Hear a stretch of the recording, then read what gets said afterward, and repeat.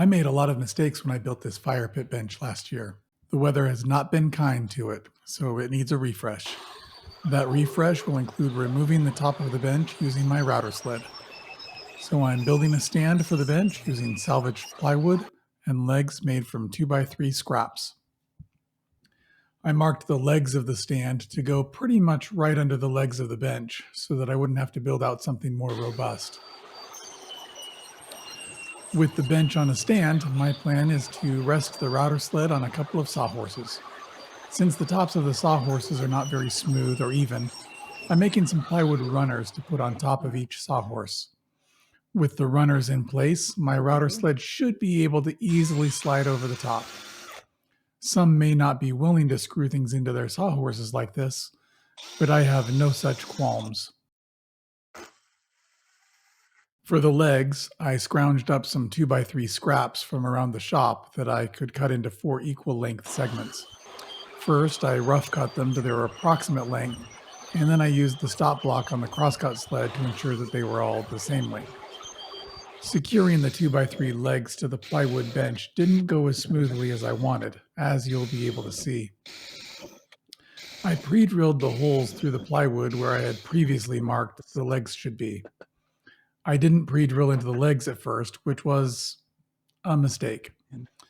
I think that first leg might have had a knot or something. Whether it did or not, I could only get the self-drilling screw about halfway in.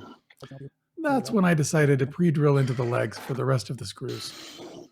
That worked better, but I still had some legs that wanted to spin around while inserting the first screw. Once all the screws were firmly in place, it was time to test out whether the stand would actually support the bench or whether I needed to modify the design.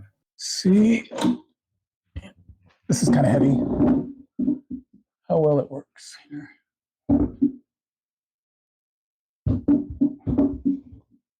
Seeing that the stand was supporting the bench was encouraging.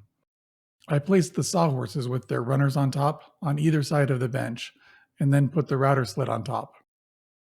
It looked like it just might work.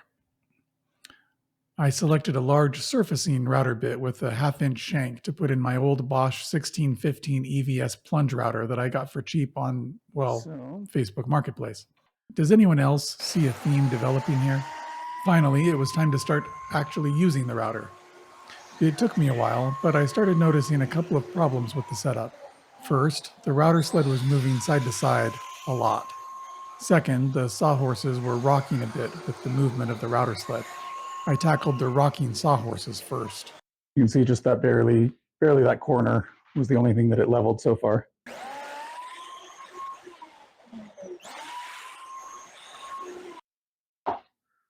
Yeah, that's just,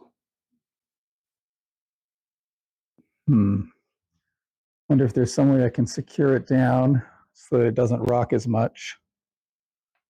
Basically, there's those little hooks. They won't fit a 2x4, but they'll fit whatever it is that these are, 1x4s or whatever. After cutting down the 1x4s, or whatever they are, to the appropriate length, I screwed them into the sawhorses. Some may not be willing to screw things into their sawhorses like this, but, well, you know. At first, I just did one screw through each end of the 1x4s into the sawhorses, but when that didn't stop the rocking, I put screws through each of the other legs of the sawhorses, which firmed up the setup a bit more.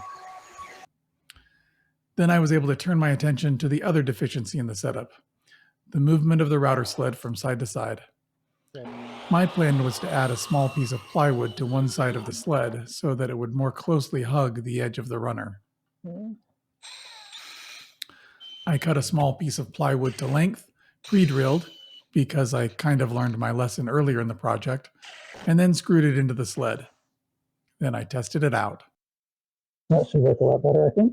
While my improvements to this point have helped to stabilize the sawhorses and minimize the movement of the router sled, you'll no doubt notice that there is still some rocking of the sawhorses. This router sled setup is not zero tolerance. But you know what? None of my builds are zero tolerance. There are errors probably imperfections in pretty much everything I make. Because like most of you watching, I'm only human. Each error, each imperfection, is an opportunity for me to learn. If I learn the right lessons, then the next build might be free from that error or imperfection. It won't be free from all errors or imperfections because I'm still human. But hopefully my knowledge and skill grow with each project. For an example of mistakes I made with a project, look no further than this very bench that I made just last year. After somewhat leveling the top last year, I filled in the voids with a wood filler and then covered it with epoxy and polyurethane. On this section of the bench, the router has stripped away the polyurethane top layer, revealing the layer of epoxy underneath, and then the bare wood. When originally preparing to build this bench last year, I contacted the manufacturer of the epoxy, which I had left over from a countertop project, to find out what ratio of resin to hardener I should use for this application. They advised me not to use it at all, since it was not rated for outdoor use. I, of course, knew better than the manufacturer. I figured a few coats of polyurethane over the top would provide all the UV protection the epoxy needed. When I first poured the epoxy onto the bench, I knew I'd made the right decision because the grain looked amazing. And after several coats of polyurethane, I figured the bench would be just fine by the fire pit. I was wrong. In addition to the UV eating away at both the polyurethane and the epoxy, another killer emerged that I had not previously considered: moisture. I cut this slab from a log that had been left by the fire pit when we first moved into our house. I figured it had been sitting there for years, but I didn't think to check the moisture level of the wood before building the bench. As it turns out, it was still pretty wet. Shortly after I finished the bench and placed it out by the fire pit, I noticed that sap started seeping up through the top of the bench in a couple of places, compromising both the epoxy and the polyurethane. I cleaned off the sap, but it just kept coming.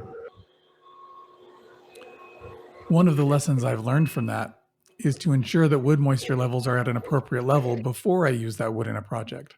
So now that this bench is resurfaced, it's going to go into my DIY wood drying kiln here in the shop until it's dry enough for the next step. The next step is to fill the voids in the bench. There are a lot of them, and I'll point them out after cleaning up. I'll probably fill them with a glue and sawdust mixture.